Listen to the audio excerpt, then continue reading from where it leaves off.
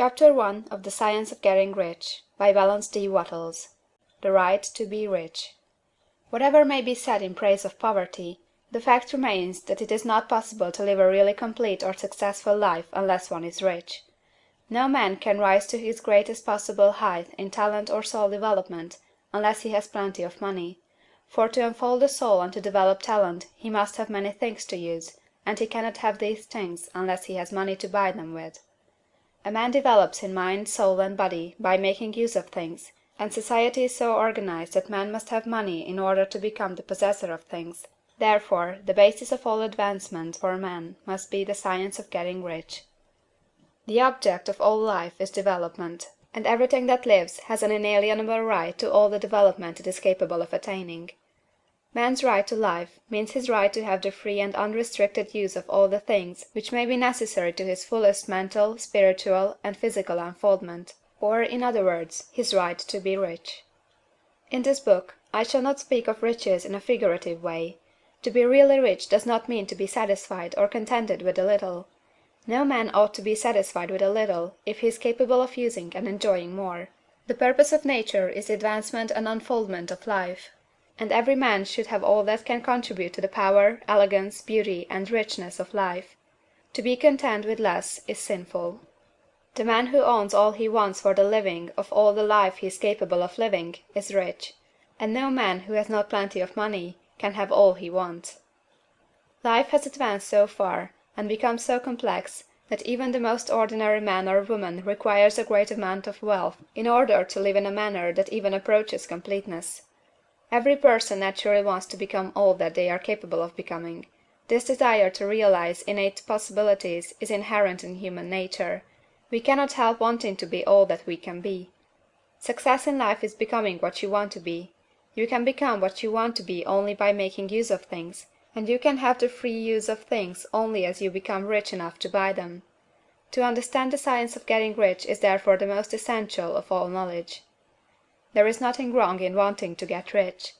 The desire for riches is really the desire for a richer, fuller, and more abundant life, and that desire is praiseworthy.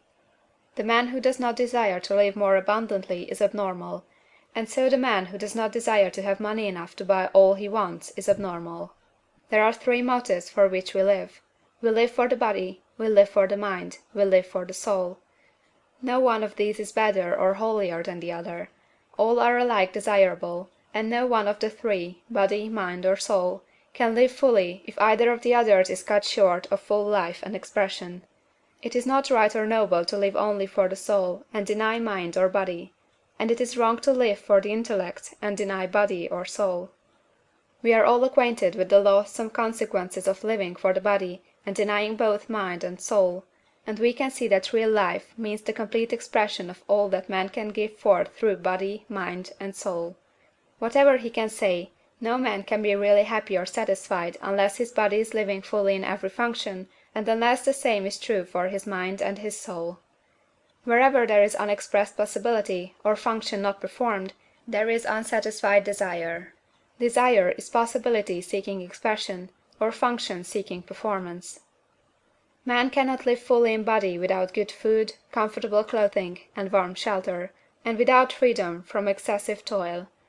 Rest and recreation are also necessary for his physical life. He cannot live fully in mind without books and time to study them, without opportunity to travel and observation, or without intellectual companionship. To live fully in mind he must have intellectual recreations, and must surround himself with all the objects of art and beauty he is capable of using and appreciating. To live fully in soul, man must have love, and love is denied expression by poverty. A man's highest happiness is found in the bestowal of benefits on those he loves. Love finds its most natural and spontaneous expression in giving. The man who has nothing to give cannot fill his place as a husband or father, as a citizen, or as a man. It is in the use of material things that a man finds full life for his body, develops his mind, and unfolds his soul. It is therefore of supreme importance to him that he should be rich. It is perfectly right that you should desire to be rich. If you are a normal man or woman, you cannot help doing so. It is perfectly right that you should give your best attention to the science of getting rich, for it is the noblest and most necessary of all studies. If you neglect this study, you are derelict in your duty to yourself, to God and humanity; for you can render to God and humanity no greater service than to make the most of yourself. CHAPTER II.